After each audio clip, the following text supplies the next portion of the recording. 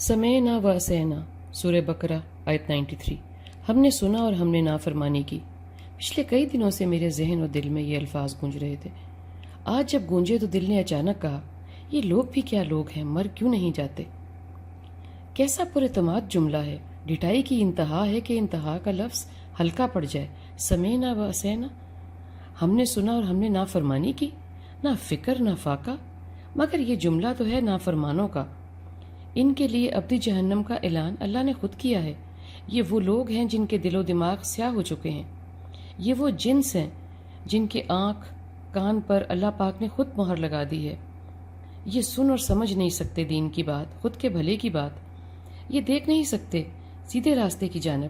ان کے پیروں سے سکت چھین لی گئی ہے کہ صراط مستقیم کی جانب قدم اٹھا سکیں، قدم بڑھا سکیں۔ ان کا فیصلہ اوپر والے نے اوپر سے صادر فرما دیا ہے۔ اس کا اٹل فیصلہ کوئی بدل نہیں سکتا۔ یہ نافرمان، بے عقل، بے وقت لوگ تھے جن کا قرآن نے دکھ کے ساتھ ذکر کیا کہ وہ خود کی بہتری نہیں جان سکتے تھے۔ وہ لوگ تاریخ بنا رہے تھے اور القرآن انذار کر رہا تھا، ہم آنے والوں کو چوکنا کر رہا تھا کہ ان سے نہ ہو جانا جن کی کمائی دوزخ کا ایندھن ہوئی۔ مگر با اختیار انسان کو جانتے ہوئے یہ بھی القرآن کا ہی بیان ہے کہ میں بھر دوں گا جہنم کو نافرمان و سرکش جنوں انس سے۔ یہ تو اللہ کی کتاب کا بیان ہے، مگر میں کیسے سبق حاصل کروں؟ میں تو معمولی انسان، کمزور، پڑھنا لکھنا ہی نہیں جانتا، سننا بولنا ہی نہیں جانتا، غریب، فقرا، ڈرپوک، دین کی کوئی خاص سمجھ ہی نہیں رکھتا۔ بس تھوڑی سی، ذرا سی مغرب کی پرواہ ہے، ذرا سا، تھوڑا سا سوچنا سمجھنا مغرب کا، یوں ہی معمولی سا اوڑھنا بچھونا بھی۔ آخر دنیا میں بھی تو سخت مقابلہ ہے نا۔ زمانے کے ساتھ قدم سے قدم ملا کر نہ چلو تو بندہ پیچھے رہ جاتا ہے۔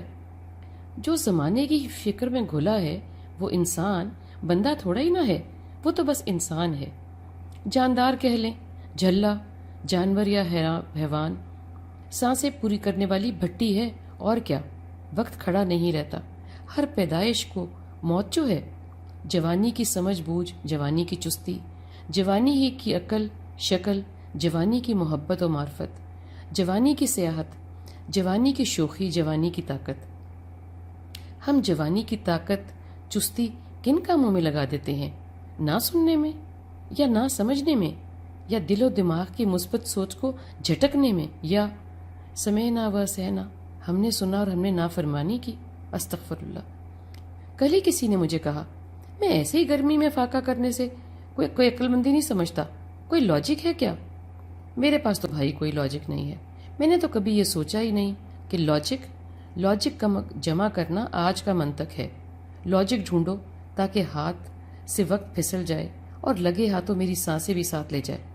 مجھے تو بھائی معلوم ہے، روزہ رکھنے کا میرے مالک کا حکم ہے۔ کب، کیوں، کیسے، کہاں، میں موسم کہاں سے آ گیا؟